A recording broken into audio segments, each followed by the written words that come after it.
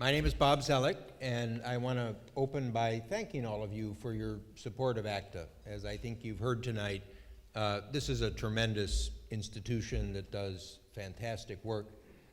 My introduction was through Niall, who was my law school classmate. So we go back a few years, but we won't acknowledge how many. I want to begin with the basics, and that is that Niall and Ayaan are immigrants, and they're immigrants who have enriched the United States, and we're very thankful that they came. I first got to know Niall through his work, which I hope for a scholar and a public intellectual is a form of compliment. For those of you that know Niall's work, he is a wonderful writer. It's smooth and informative. His research is extraordinary, and which he does. I don't know when he manages to fit it in, but it's a rich resource for anyone that reads his work. He offers tremendous ideas and insights, and now and then a bit of provocation as well. Now, Niall and I agree on many things, but there are differences, as you would expect for independent minds. And one is that, as some Great Britons are prone to do, Niall sometimes seeks to apply the imperial experience of Britain to that of the United States. And this is one with which I profoundly disagree. Not only did we have to fight for our independence, but we managed over the years to overcome the fact that they burnt one of our best libraries nearby, although they did give us some of the Shakespeares we see in this office as well.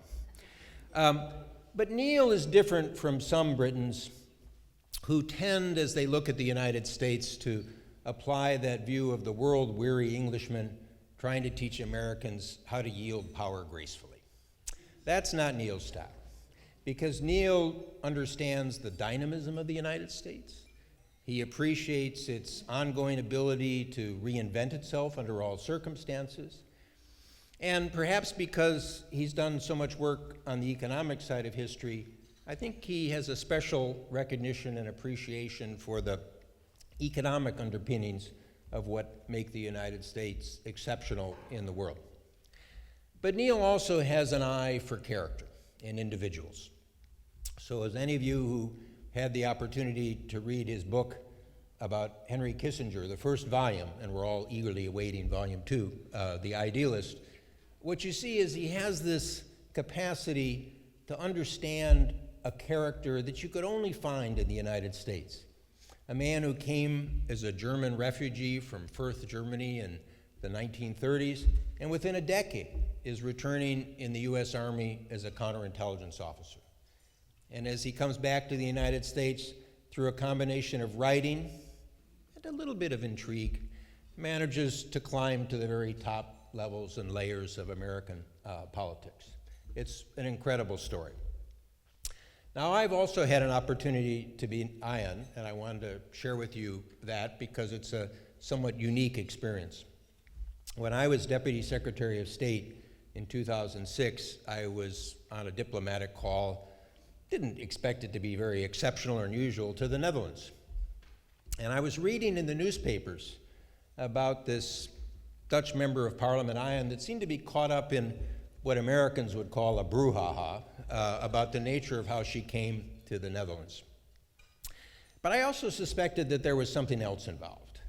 And that is, as you've heard, the story of her early years was one that was tragic. And one might expect that that would get some support in the Netherlands, but there was a bit of a sense that this woman didn't really want to be treated as a victim.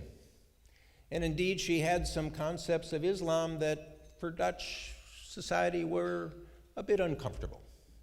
So I was prepared when asked by a Dutch correspondent, what do you think of all this attention and this dispute going on? And I was still a diplomat, so I said respectful things about the nature of the law and legal process in the Netherlands.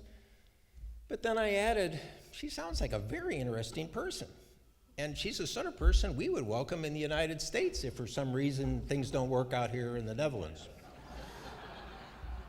Now, there's a reason why the State Department gives guidance even to very senior officials. alas, I'd been through this a few times, so I tended not to pay as close attention to it as I should. So when I returned to the United States, I got a call from Chris DeMuth at AEI saying, I read what you said, and I just wanted you to know we would like Ayaan to come to the United States, and can you help with the visa? So only with appropriate procedures, of course. The consular service was doing the right thing in any way. But I thought that this was a splendid idea. And so Ayaan came to the United States, and the rest is not only her history, but that for Niall as well. So together we've got two immigrants, wonderful contributions, extraordinary human beings. For those of you that haven't had the chance, delightful conversationalists. And I was thinking about Phil Merrill. Phil would definitely enjoy a conversation with those two over dinner.